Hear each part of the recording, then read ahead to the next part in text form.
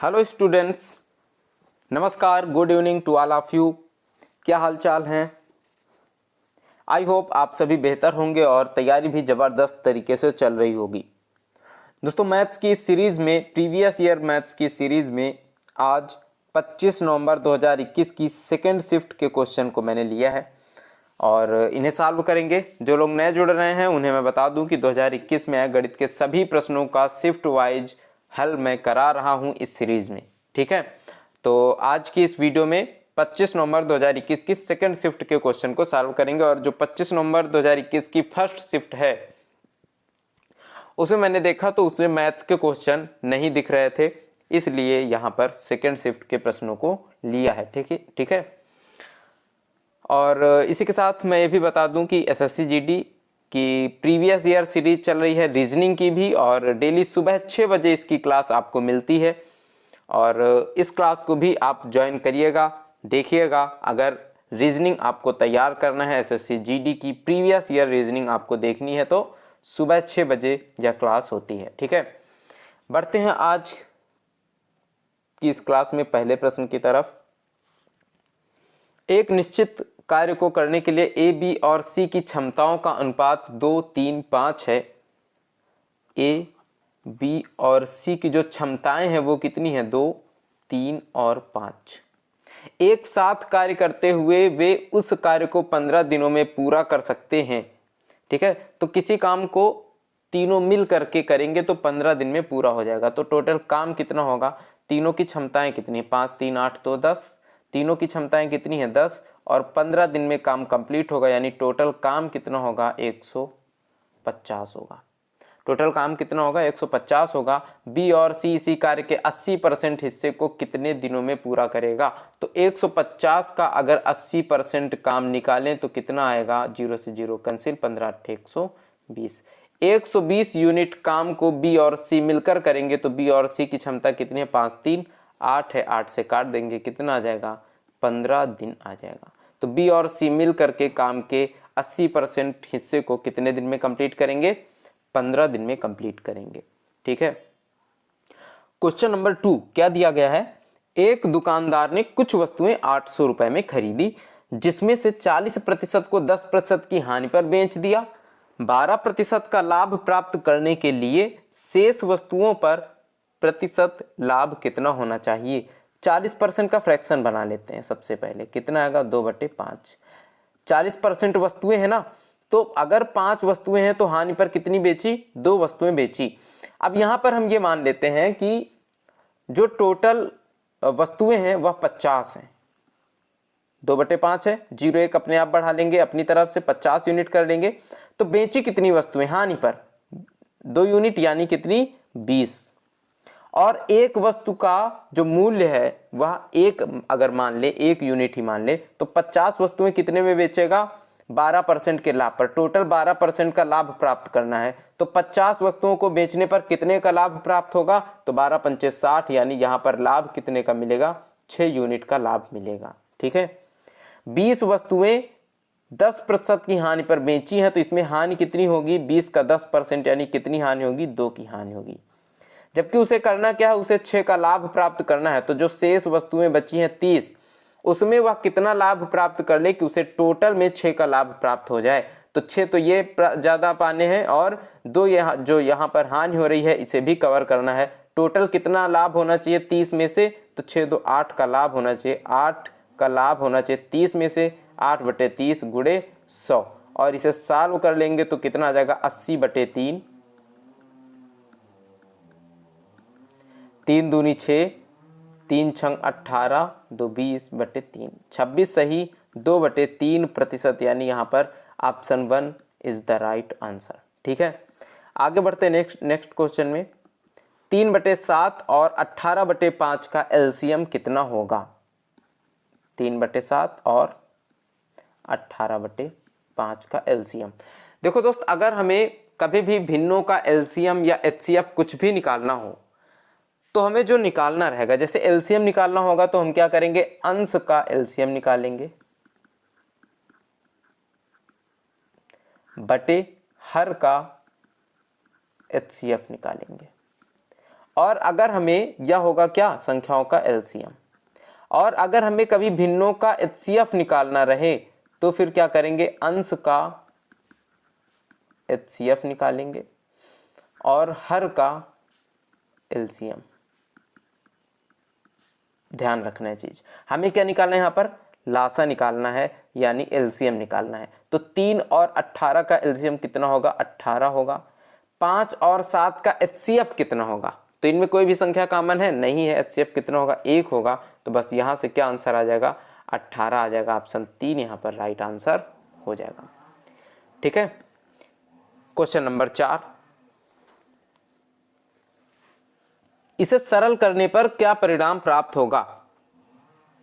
सबसे पहले किसे सॉल्व करेंगे, ऑफ, उसके बाद भाग, फिर गुणा, ठीक है, फिर उसके बाद माइनस और प्लस। ठीक है, क्योंकि यहाँ पे प्लस है नहीं तो इसके बाद क्या करेंगे, माइनस सॉल्व करेंगे। सबसे पहले क्या सॉल्व करना है, ऑफ, तो 0.2 भागित 1/2, ऑफ 2/3 है ना, तो 2 से 2 क्या हो जाएंगे, कैंसिल हो जाएंगे। कितना आ जाएगा, 1/3। तो भाग 1/3 है, गुणा करके क्या लगा देंगे, 3 लिख देंगे। माइनस 1 गुणे 2 और भागित 2 है तो कितना आएगा, 1 गुणे 2, 1 कम 2, 2 से कट जाएगा, 1 आ जाएगा, बटे यहाँ पर देखिए ऑफ लगा हुआ है तो 2 से 2 क्या हो जाएगा, ये कैंसिल हो जाएगा। और यहाँ पर कितना बचेगा, 1/3 बचेगा। फिर इसकी जगह पर गुणा लगा देंगे। सबसे पहले इसे गुणा करेंगे तो 2 दूनी 4, 0.4 गुणे कितना हो जाएगा, 1/3 आएगा भाग में, और गुणा लगा देंगे तो कितना हो जाएगा, 3 हो जाएगा। माइनस 2 से यह 2 कैंसिल हो जाएगा, इधर बचेगा 1 गुणे 4, 1 गुणे 1/4 आएगा। 1/4 भाग में है ना, जब गुणा लगाएंगे तो 4 ऊपर चला जाएगा और यहाँ पर 4 हो जाएगा। ठीक है, अब इसे सॉल्व कर लेते हैं। कितना होगा, 2 तिया 6, 0.6 माइनस का 1 बटे 4 तिया 12, 1.2 माइनस 4 एकम 4, 4 होगा। ठीक है, अब जो इसे सॉल्व करेंगे तो 1 में से 0.6 जाएगा तो 0.4 बचेगा, माइनस का, बटे 4 में से 1.2 घटा देंगे तो 0.8 और 2 बचेगा, माइनस का।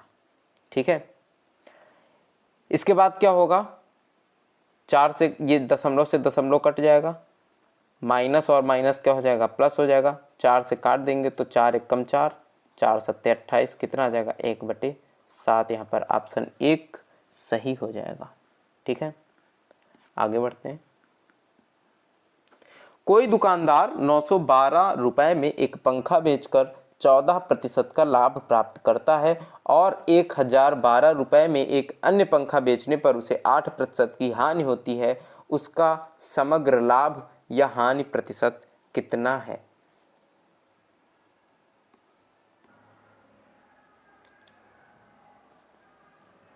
चलो देखो, कोई दुकानदार 912 में एक पंखा बेच करके 14% का लाभ कमाता है। तो मान लीजिए इस जो ये पहला पंखा है इसका रेट था x, क्रय मूल्य कितना था x, और 14% का लाभ कमाता है तो कितने में बेचता है, 114% में। और जब 114% बेचा तो कितने में बिका है, 912 में बिका है, क्योंकि विक्रय मूल्य कितना है, 912 रुपए है। तो क्रय मूल्य कितना होगा, x बराबर क्या होगा, कितने बार जाएगा, 8, 8 चौको 32, 8 बार चला जाएगा, कितना आ जाएगा, 800 आ जाएगा। 100 को इधर भेज देंगे, 114 से काट देंगे, यहाँ पर 8 आ जाएगा। 100 को इधर भेजेंगे तो x बराबर कितना हो जाएगा, 800। यानी कि इसका क्रय मूल्य कितना था, 800 था। और दूसरी वस्तु का क्रय मूल्य मानेंगे y, जो दूसरा पंखा है इसका क्रय मूल्य y, और 8% की हानि पर बेचता है तो कितने में बेच देता है, 92% में बेच देता है, 92/100। और विक्रय मूल्य कितना आ जाता है, 1012। 92 से काट देंगे 1 और 1, कितना आ जाएगा, 11। तो y बराबर कितना आ जाएगा, 1100। अब देखो इसका टोटल जो मूल्य होगा, टोटल इसका क्रय मूल्य होगा वह कितना होगा, पहले पंखे का क्रय मूल्य 800, दूसरे पंखे का 1100, दोनों मिला करके कितना क्रय मूल्य है, 1900। और इसे प्रॉफिट हो रहा है या लॉस हो रहा है, कैसे पता चले करेंगे, 800 की चीज कितने में बेची, 912 में, यानी 112 प्लस हुए, प्रॉफिट हुआ। 1100 की चीज कितने में बेची, 1012 में बेची है, यानी यहाँ पर क्या हो रहा है, हानि हो रही है, कितने की, 88 की हानि हो रही है। जब उसे 88 की हानि हो रही है और 112 का लाभ हो रहा है तो टोटल क्या होगा, लाभ होगा, क्योंकि लाभ वाली संख्या ज़्यादा है। कितने का लाभ होगा, 4, और यहाँ पर 10 में से 8 गया 2। 24 का लाभ हो रहा है, 1900 में गुणे 100 कर देंगे तो यहाँ पर कितना आ जाएगा, 0 से 0 कैंसिल, 19 से कम 19 और 5 24/19, एक सही 5/19% का क्या हो रहा है दोस्त, लाभ हो रहा है। ठीक है, आगे बढ़ते हैं अगले क्वेश्चन में। एक ठोस बेलन के आधार की त्रिज्या और ऊंचाई का योग 17 है। यदि ठोस बेलन का संपूर्ण पृष्ठीय क्षेत्रफल 748 वर्ग सेंटीमीटर है तो बेलन की ऊंचाई ज्ञात करो। बेलन का संपूर्ण पृष्ठ का क्षेत्रफल क्या होता है, बेलन का संपूर्ण पृष्ठीय क्षेत्रफल 2πr into are plus H. क्या होता है, 2πr into are plus H होता है। तो बेलन की ऊंचाई यानी एच हमें निकालना है, एच बराबर क्या होगा, और बोला क्या जा रहा है, ऊंचाई और त्रिज्या आर प्लस एच बराबर कितना है, 17 है। ठीक है, तो सबसे पहले क्या करेंगे, यहाँ पर पृष्ठीय क्षेत्रफल कितना है, 748, इसका मान कितना रख देंगे, 748 रख देंगे। तो 2πr into are plus H बराबर कितना है, 748। एच प्लस आर इनका योग कितना दिया जा रहा है, 17 दिया जा रहा है। तो 17 और 2, 17 दूनी 34 हो जाएगा। पाई का मान भी अगर रख दे तो 2 गुणे 22/7 गुणे आर इंटू 17 बराबर 748। 17 से काट देंगे, 17 चौको 68 और कितना बचेगा, 6, 17 चौको 68, 44 आ जाएगा। 22 दूनी 44 से 44 ये कैंसिल हो जाएगा। तो r बराबर कितना आएगा, 7 आएगा। r बराबर 7 है तो h की वैल्यू क्या होगी, क्योंकि r प्लस h बराबर कितना है, 17, तो h बराबर क्या होगा, 17 माइनस r कितना है, 7, कितना आ जाएगा, 10 सेंटीमीटर। तो ऊंचाई कितनी है दोस्त, 10 सेंटीमीटर है। ठीक है ना। अगला क्वेश्चन क्या देख, क्वेश्चन नंबर 7। ए का मासिक वेतन बी के मासिक वेतन से 20% अधिक है। सी का मासिक वेतन बी के मासिक वेतन से 25,000 अधिक है। उन सबका कुल मासिक वेतन 2,65,000 है। तो सी का वेतन ए के वेतन से कितना प्रतिशत अधिक है यह बताना है। 20% का फ्रैक्शन बनाएंगे तो क्या बनेगा, 1/5, यानी कि अगर बी का मासिक वेतन 5x है तो ए का कितना है, 5 + 1 6x। तो सी का मासिक वेतन क्या है, 5x प्लस 25,000, और इन तीनों का मासिक वेतन टोटल मिला करके 6x plus 5x plus 5x plus 25,000 कितना है, 2,65,000 के।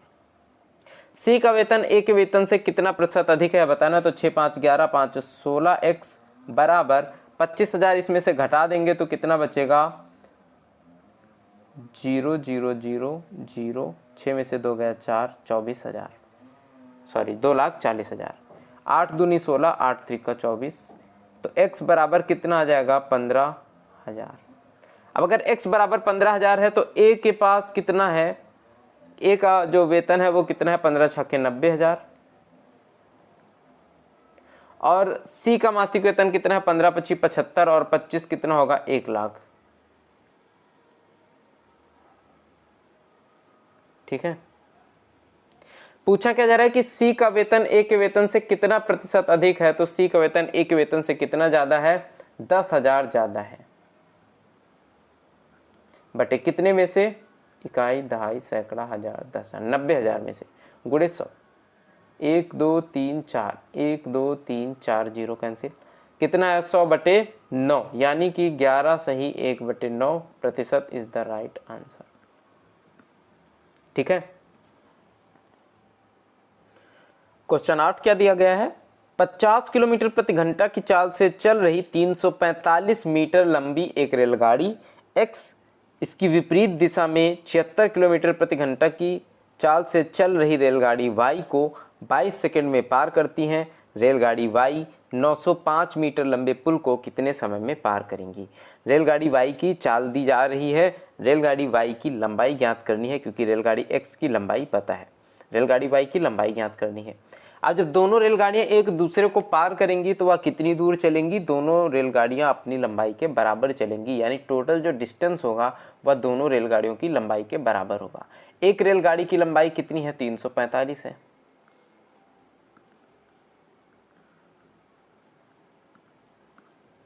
ठीक है, एक रेलगाड़ी की लंबाई कितनी है, 345 मीटर है। दूसरी रेलगाड़ी की लंबाई नहीं पता है तो इसे क्या मान लेते हैं, वाई ही मान लेते हैं। दूसरी रेलगाड़ी की लंबाई कितनी है, वाई, वाई रेलगाड़ी की लंबाई वाई है। ठीक है, तो डिस्टेंस बराबर क्या होता है, स्पीड इनटू टाइम, और स्पीड इसकी कितनी है, 50 है, इसकी 76 है, दोनों एक दूसरे के विपरीत चल रही हैं, तो सापेक्ष चाल क्या होगी, जुड़ जाएगी, और चाल जुड़ करके कितनी हो जाएगी, 7 5 12 126 हो जाएगी। 126 किलोमीटर प्रति घंटे में है तो इसे मीटर प्रति सेकंड में बदल देंगे, 5/18 से गुणा कर देंगे, गुणे टाइम कितना है, 22 सेकंड है, तो 22 से क्या करेंगे, गुणा करा देंगे। ठीक है, 18 से काट देंगे तो 7 बार जाएगा यहाँ पे, और कितना आ जाएगा, 22 पंचे 110 और 7 कितना आएगा, 770। तो y बराबर क्या आ जाएगा, 345, इसमें से घटा देंगे तो y बराबर कितना आ जाएगा, 770 माइनस 345 कितना होगा, 0 में से 5 गया 5, और 6 में से 4 गया 2, 7 में से 3 गया 4, 425। तो y की लंबाई कितनी है, 425 मीटर है, और y को पार क्या करना है, एक 905 मीटर लंबे पुल को पार करना है, तो टोटल कितनी दूरी y को चलना पड़ेगा। तो y को चलने वाला जो डिस्टेंस होगा वो कितना होगा, 425 प्लस 905, 905 प्लस 425 कितनी हो जाएगी दूरी, 5 5 10 के 0 हाथ से लगे 1 3 और 9 और 4 13, 1330 हो जाएगा। ठीक है, डिस्टेंस यह है, और स्पीड कितनी है y की, 76 किलोमीटर प्रति घंटे है। तो टाइम निकालना है, टाइम बराबर क्या होगा, डिस्टेंस अपान स्पीड, यानी 133 0 बटे कितना है, 76, लेकिन यह 76 किलोमीटर प्रति घंटे में है तो 5/18 से गुणा करेंगे, 18 चला जाएगा ऊपर, और 2 से काटेंगे, 2 नहीं 18, 2 से काटेंगे तो कितना आएगा, 2 3 6, और 2 3 6 और 2 8 16, 38 आ जाएगा। 19 से काट लेंगे तो 19 दूनी 38, और 19 7 133, तो यहाँ पर कितना आ जाएगा, 70, और 5 दूनी 10, 10 से यह 0 हो जाएगा कैंसिल, कितना बचेगा, 7 नहीं है 63, यानी कि कितना आ जाएगा, 63 सेकेंड यहाँ पे टाइम लगेगा। ऑप्शन 3 सही हो जाएगा। ठीक है, आगे बढ़ते हैं नेक्स्ट क्वेश्चन में। 6 गुणे 4 गुणे 5 की घात 2, 5 पंचे क्या होगा, 25 हो जाएगा, भागित 3 प्लस 7 माइनस 8, 25 चौको 100 है, तो 6 गुणे 100, और भागित 3 है तो क्या करेंगे, गुणे 1/3 कर देंगे, और प्लस 7 में से माइनस 7 घटा देंगे, कितना बचेगा, माइनस का 1 बचेगा, 3 दूनी 6, यहाँ पर कितना आ जाएगा, 200, और 200 माइनस 1 कितना होगा, 199 हो जाएगा। ऑप्शन 2 यहाँ पे सही हो जाएगा। ठीक है ना, आगे बढ़ते हैं।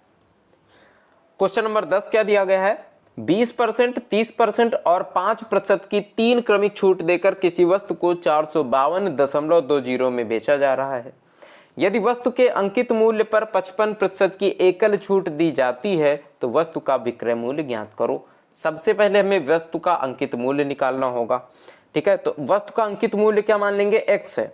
20% की छूट दी जा रही है पहले, तो 80% में बेचा जा रहा है, और फिर 30% की छूट दी जा रही है तो 70, और फिर 5% की छूट दी जा रही है तो 95/100 बराबर इसका विक्रय मूल्य कितना हो जाएगा, 452.2 हो जाएगा।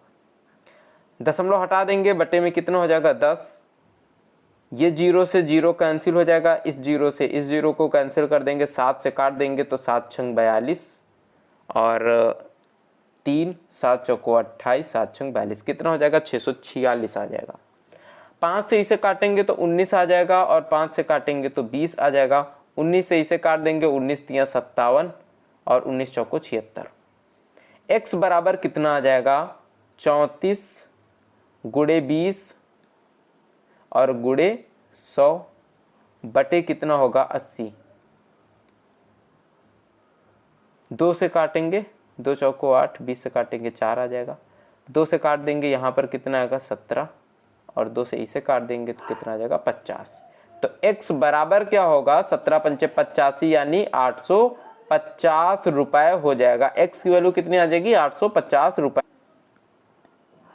और x है क्या, x है अंकित मूल्य, और x में हमें क्या करना है, यानी अंकित मूल्य में क्या करना है 55% की छूट देनी है। तो बताना है कि विक्रय मूल्य कितना होगा। अब अंकित मूल्य है 850, इसमें 55% की छूट देंगे तो 45 में बिकेगा, 45% में बटे कर देंगे 100। ठीक है, 0 से 0 कैंसिल, 5 ने 45 और यहाँ पर 5 दूनी 10।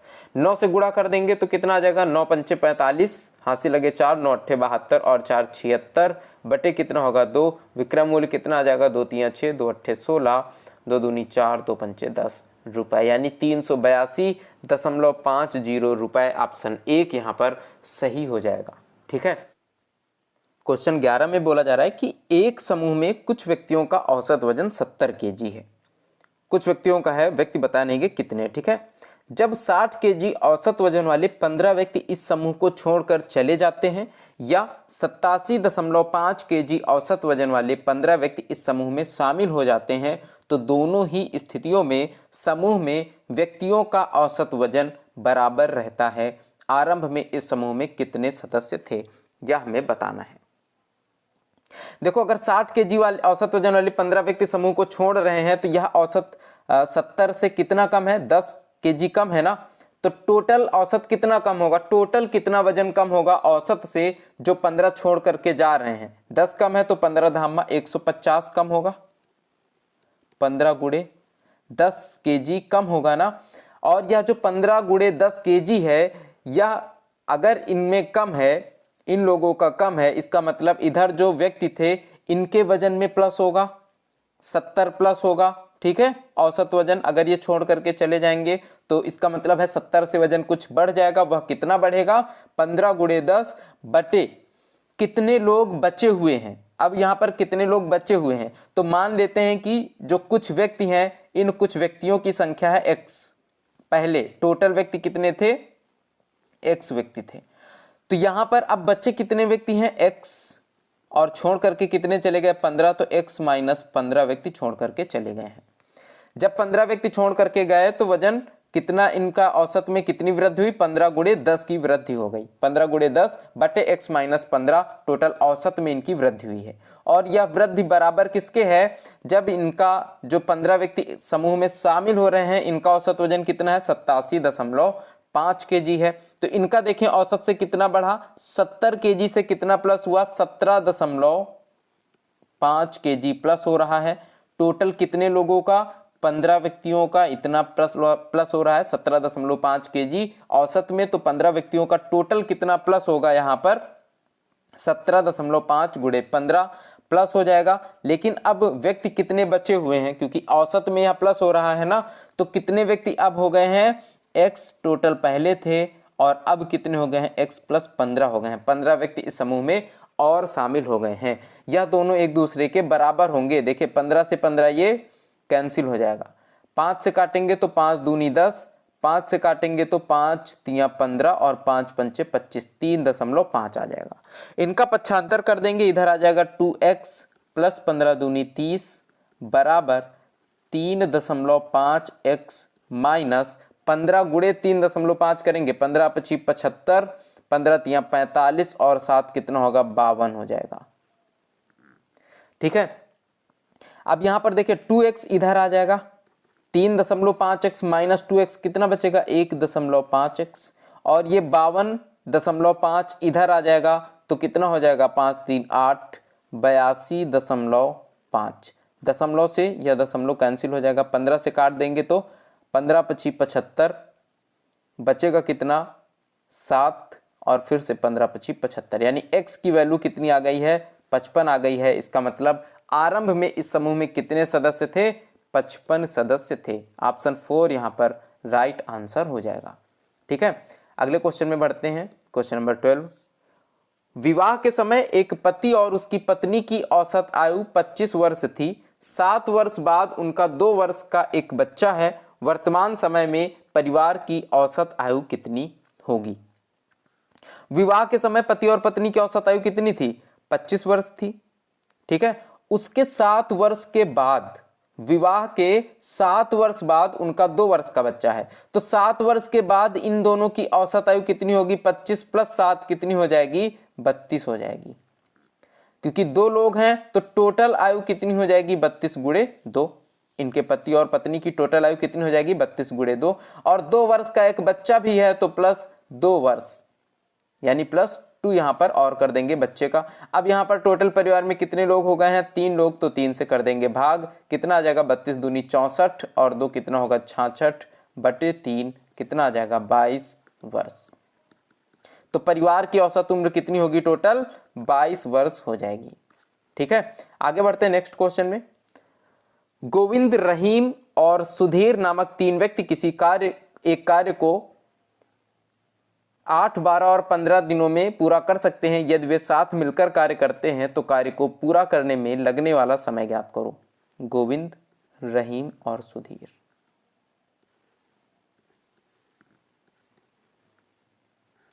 सबसे पहले तो इनका एलसीएम ले लेंगे। एलसीएम कितना आ जाएगा?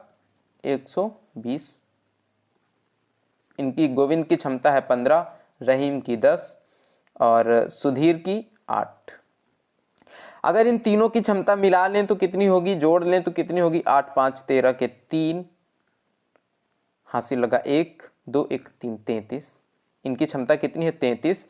टोटल काम कितना है? 120। तो कितने दिन इन्हें लगने वाले हैं? 120/33। 3 से काट देंगे तो 3 चौको 12, 40/11 दिन यहाँ इनको लगेंगे। ऑप्शन 2 यहाँ पे राइट आंसर हो जाएगा। ठीक है, आगे बढ़ते हैं नेक्स्ट क्वेश्चन में। इकाई का अंक ज्ञात करना है। इकाई के अंक में क्या होगा? तो इकाई का अंक ज्ञात करने का तरीका क्या है कि हर यहां पर जितने भी संख्याएं लिखी हुई हैं, हर संख्या के इकाई का अंक लेंगे और जो घात है उसे 4 से भाग कर देंगे। इकाई का अंक 3 है, घात को 4 से भाग किया तो शेषफल कितना बचा? 49 को 4 से भाग करेंगे, शेषफल कितना बचेगा? 1 प्लस इकाई का अंक 3 है, 4 से भाग करेंगे इकाई तो शेषफल कितना बचेगा? 2 प्लस इकाई का अंक 3 है, 4 से भाग करेंगे तो शेषफल कितना बचेगा? 3। तो 3 एकम 3 प्लस 3 त्रिक का 9 प्लस 3 त्रिक का 9 त्रिक का 27 और 27 में इकाई का अंक क्या होता है? 7। अब यहाँ पर इकाई का अंक क्या होगा? तो 7, 3, 10 प्लस 9, 19 और 19 में इकाई का अंक क्या होगा दोस्त? 9 होगा। तो ऑप्शन 2 यहाँ पर 9 सही हो जाएगा। ठीक है, आगे बढ़ते हैं। ए की आय बी की आय से 80% अधिक है। सी की आय ए और बी की कुल आय से 20% से कुल आय के 20% से 25% अधिक है। सी की आय ए की आय से कितने प्रतिशत कम है? दशमलव के स्थान एक स्थान तक पूर्णांकित करें। ए की जो आय है वो बी की आय से कितने प्रतिशत अधिक है? 80%। अगर बी की आय 100 है तो ए की कितनी होगी? 180 होगी। अब इन दोनों की कुल आय कितनी होगी? 280। और सी की आय जो है वह ए और बी की कुल आय के 20% से, इसका अगर 20% निकालें तो इसके 20% से कितनी अधिक है? 25% अधिक है। तो इसका 20% तो यह हो गया, और जब 25% अधिक है तो 125% होगा बटे 100। कितना आ जाएगा? 20 पंचे 100, 5 दूनी 10, 5 पंचे 25 और 25 से काट देंगे, 25 चौको 100, 4 से काटेंगे 4 सत्ते 28, यानी सी की जो आय है वह कितनी होगी? 70 होगी।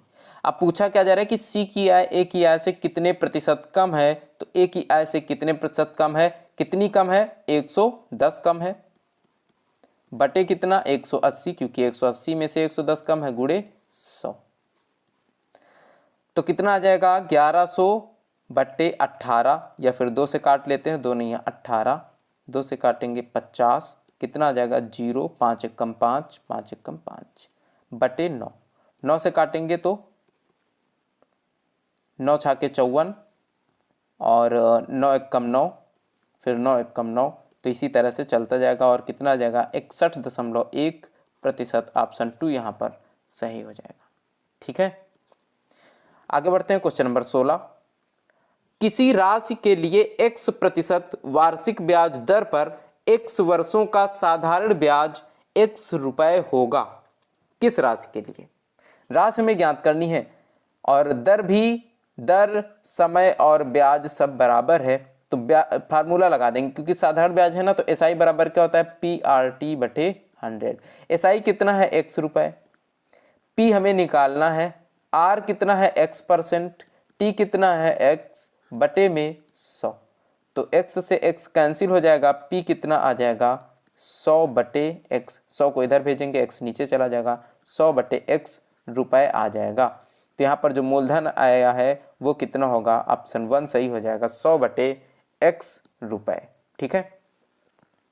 क्वेश्चन नंबर 17, कोई राशि साधारण ब्याज की 12% वार्षिक ब्याज दर पर कितने समय में दोगुनी हो जाएगी? कितने समय में दोगुनी होगी? साधारण ब्याज की दर है 12%। ठीक है। अब देखिए, राशि को दोगुनी होने के लिए मान लेते हैं कि x अगर यहां पर मूलधन है, p बराबर कितना है x, तो SI बराबर भी कितना होना चाहिए x। अगर x ब्याज मिल जाए तो क्या हो जाएगा x प्लस x, यानी कितना हो जाएगा 2x हो जाएगा, राशि दोगुनी हो जाएगी। फार्मूला लगा देंगे साधारण ब्याज का, SI बराबर क्या होता है PRT बटे में 100।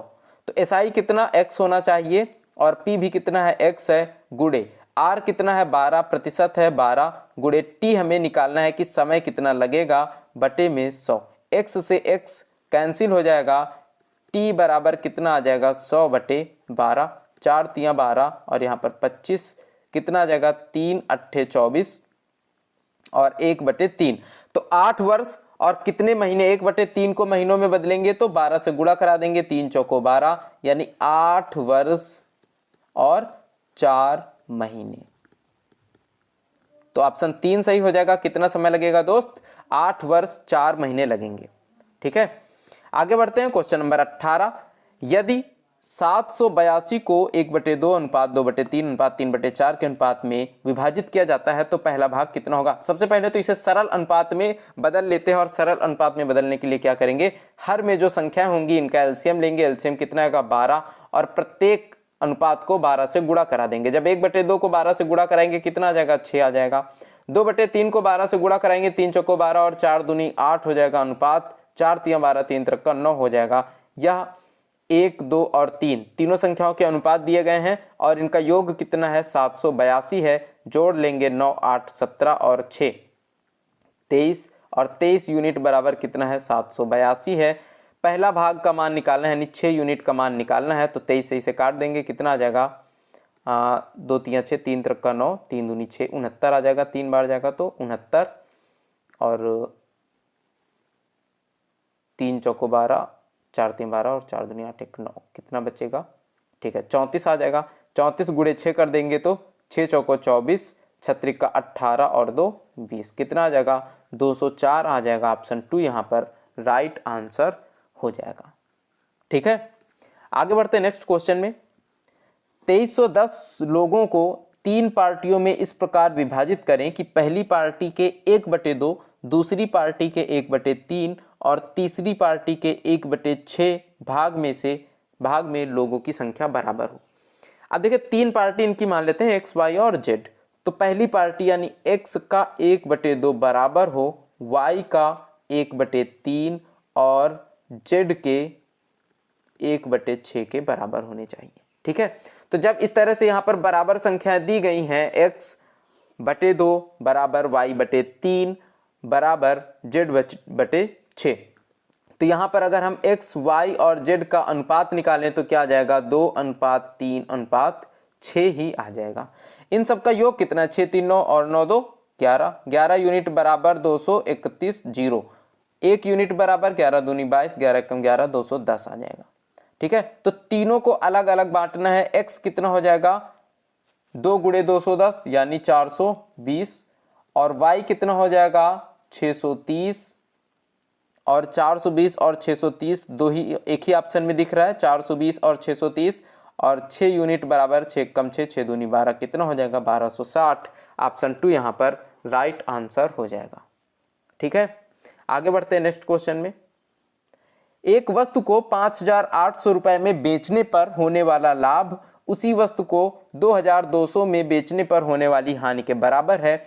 लाभ रुपए में ज्ञात करो। देखिए मान लीजिए यह कुछ सीपी है और जब इसे 5,800 में बेचा जा रहा है तो इसे कुछ लाभ हो रहा है प्लस एक्स का, और जब इसे 2,200 में बेचा जाता है तो इसे उतने की ही यानी एक्स की ही हानि होती है। यानी कि अगर हम इस 2,200 में एक्स जोड़ दें तो हमें क्या मिल जाएगा, सीपी मिल जाएगा, और सीपी में एक्स जोड़ देंगे तो क्या मिल जाएगा, 5,800 मिल जाएगा। यानी कि अगर हम 2,200 में से x प्लस एक्स 2x जोड़ दें तो कितना मिल जाएगा, 5,800 मिल जाएगा। तो 2x बराबर क्या होगा, 5,800 माइनस 2,200 कितना आ जाएगा, 3,600। x बराबर कितना आ जाएगा, 1,800। और पूछा क्या जा रहा है, लाभ रुपए में ज्ञात करो। तो लाभ कितना हो रहा है, x हो रहा है, x बराबर कितना आ गया, 1,800। ऑप्शन 2 यहाँ पे राइट आंसर हो जाएगा। ठीक है, आगे बढ़ते हैं। क्वेश्चन नंबर 21, दो धनात्मक संख्याएं a और b जहां a b से बड़ा है 11:8 के अनुपात में है। यदि a के 7 गुने और b के 4 गुने का अंतर जो है वह 225 हो तो 2a प्लस 3b ज्ञात करो। देखो a और b हम मान लेते हैं, दो संख्याएं क्या होंगी, 11x और 8x। ठीक है, क्योंकि इनका अनुपात क्या है, 11 और 8 है, तो इन संख्याओं को क्या मान लेंगे, 11x और 8x।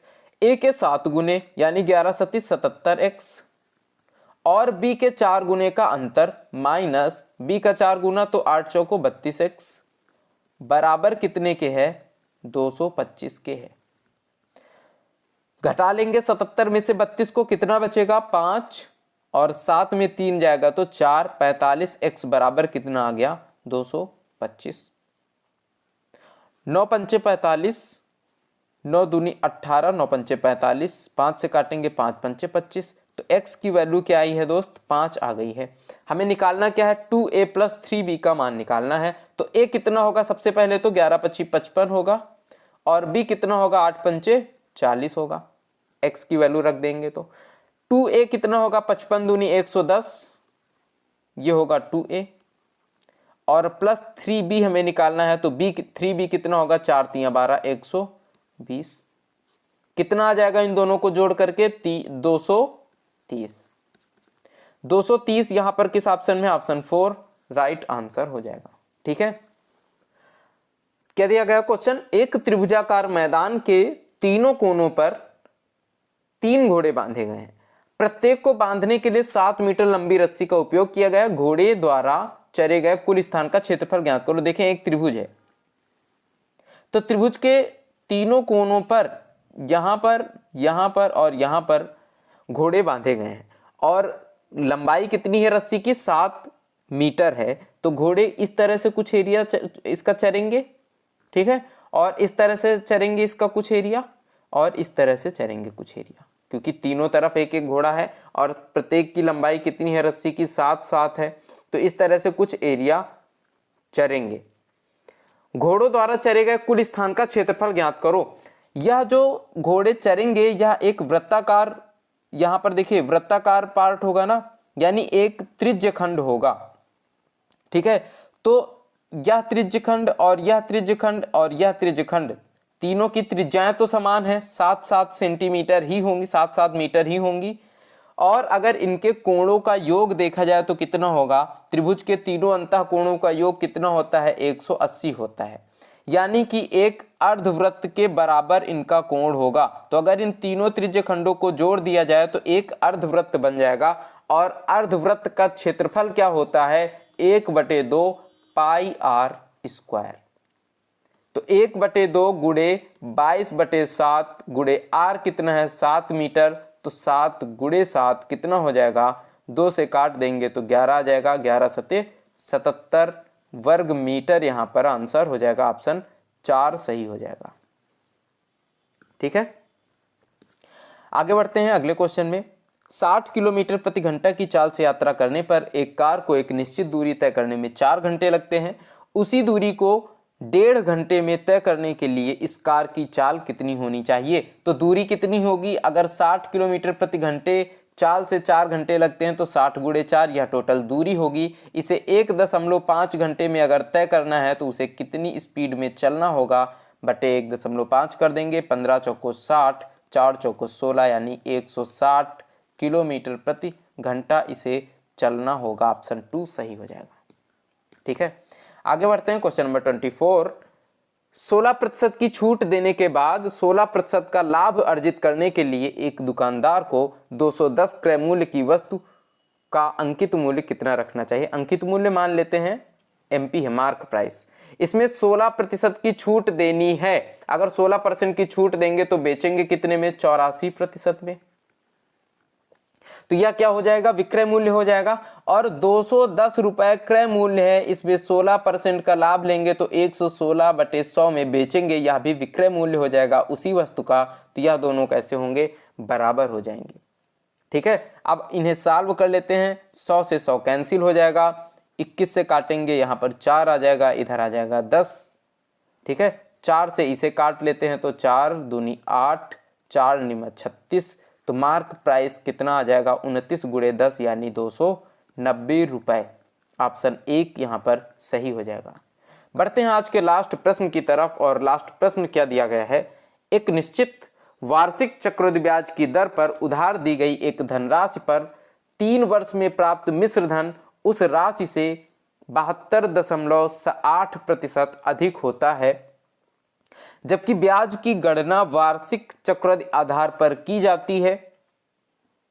18,000 की धनराशि पर उसी ब्याज दर पर 1.5 वर्ष में प्राप्त चक्रवृद्धि ब्याज ज्ञात कीजिए, जबकि ब्याज की गणना अर्धवार्षिक चक्रवृद्धि आधार पर की जाती है। तो सबसे पहले तो ब्याज दर पता होनी चाहिए। अब देखिए यहां पर कितना दिया गया, 72.8% क्या होता है, अधिक होता है। मतलब अगर राशि 100 रही होगी तो 3 वर्षों में प्राप्त मिश्रधन कितना होगा, हुआ होगा 172.8%। अगर प्रिंसिपल और अमाउंट का रेशियो बना लें तो यह दशमलव से यहाँ पर 0 आ जाएगा। और 1728 और 1000 3 वर्ष में है ना, तो इनका वर्गमूल निकालेंगे, हमें पता, घनमूल निकालेंगे, पता चल जाएगा कि 1 वर्ष में राशि कितने से कितनी हो रही है। यहाँ पर क्या आ जाएगा, 10 आ जाएगा। और 1728 का घनमूल निकालेंगे तो कितना आ जाएगा, 12 आ जाएगा। 1728 का घनमूल कितना होगा, 12। तो यहाँ पर ब्याज की दर कितनी है, 20%। 10 में कितना बढ़ रहा है, 2 बढ़ रहा है। तो ब्याज की दर कितनी है दोस्त, 20% है। R बराबर 20%। अब रुपए कितने हैं, 18,000। और 1.5 वर्ष में ब्याज प्राप्त करना है, लेकिन अर्धवार्षिक आधार पर गणना करी जाएगी। तो 1 वर्ष का ब्याज 20% है, तो अर्धवार्षिक ब्याज कितना हो जाएगा, 10% हो जाएगा।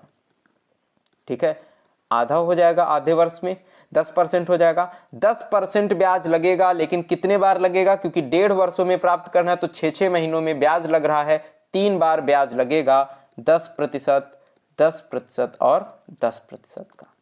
ठीक है, 18,000 का 10% कितना होगा, 1800। और फिर 18,000 का 10% कितना होगा, 1800। और 1800 का ब्याज अगले वर्ष लगेगा 180। और इस तीसरे वर्ष में मूलधन का ब्याज कितना होगा, 1800 और इसका 180, इसका 180 कितना हो जाएगा, 18 दूनी 36 यानी 360। और इस 180 का 10% कितना होगा, 18। टोटल ब्याज हमें ज्ञात करना है, तो टोटल ब्याज के लिए इन सभी ब्याजों को जोड़ लेंगे। क्या हो जाएगा, 18 तिया 54, 5,400 प्लस 36 और 18 कितना हो जाएगा, 54, तो 540 और प्लस कितना होगा, 18। इन सभी को जोड़ लेंगे, कितना आ जाएगा, 8, 4, 1, 5, 5, 4, 9, तो कितना हो जाएगा, 5958। ऑप्शन 3 यहाँ पर राइट आंसर हो जाएगा। तो ये आज के 25 प्रश्न थे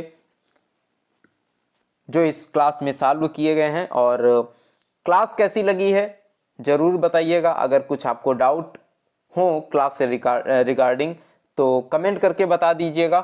और अगर क्लास अच्छी लगी है तो लाइक कर दीजिए। और अगर आपको लगता है कि यह क्लास हेल्पफुल हो सकती है किसी और के लिए भी, तो उसके साथ भी इस क्लास को शेयर कर दीजिए। मतलब यह है कि अगर आपका कोई भी मित्र, कोई भी दोस्त अगर SSC GD की तैयारी कर रहा है तो उसके साथ इस क्लास को ज़रूर साझा कीजिए।